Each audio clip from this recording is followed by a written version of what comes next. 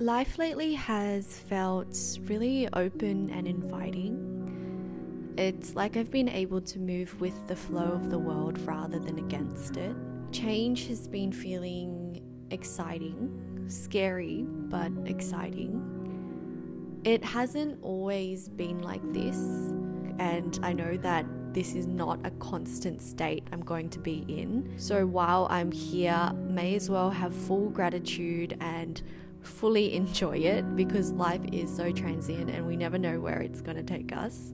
And I wanted to share some gentle practices that I incorporate into my days. These practices just remind me to stay open to all of the possibilities of the world. One of my core practices is meditation. I've noticed on days I don't meditate, my brain feels more scattered, like my thoughts are bouncing around the walls of my head, and I get easily caught up in cycles of rumination. I normally practice for 20 minutes in the morning using the Insight timer. And lately I've been exploring Vedic meditation, which is where you use a mantra or a phrase as an anchor back into the present moment when your mind drifts off. I also love practicing with guided meditations because all I need to do is listen to the sound of someone else's voice. It makes me feel so held and safe to let go. I've made a few guided meditations and will link them down below if anyone would like to be lovingly guided through the layers of your consciousness. Another main practice is journaling.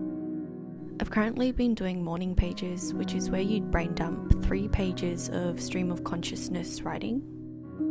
It doesn't have to make sense, and it doesn't even have to be grammatically correct.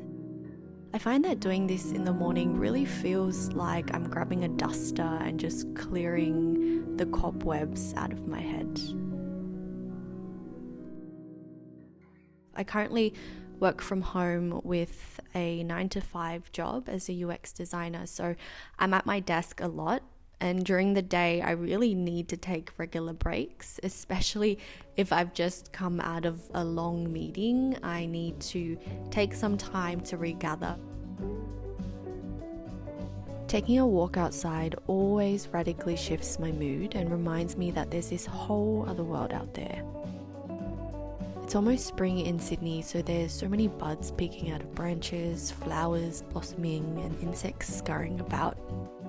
There's so much natural beauty around us begging for our attention, and all it takes is a moment to pause and notice. My favourite moments are when I bump into random cats. There's a black cat on my street and I'm always hopeful of seeing him because I know that it's going to be a really good day when I bump into him.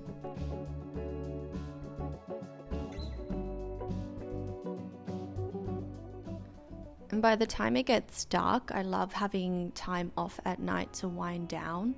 Sometimes I'll roll out my yoga mat and just do a really gentle, restorative flow. I've got another video in my channel if you guys are interested in doing something a little bit more relaxing before bedtime.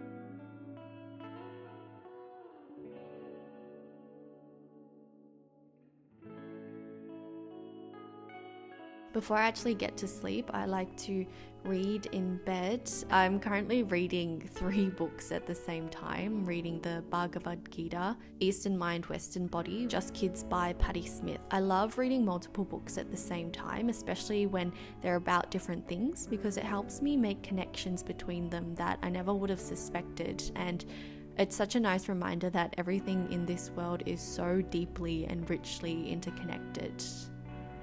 So those were some practices that I incorporate into my days, and I don't do all of those practices every single day. Sometimes I don't even get around to doing any of those practices, and I think in those moments it's really important to have a sense of compassion and grace towards yourself, to know that sometimes you're gonna be out late, or sometimes you're gonna end the night scrolling on your phone and not have a chance to meditate, and that's okay. I think that's the beauty of a practice, is we get that chance to get up tomorrow and try again. There's no real end goal.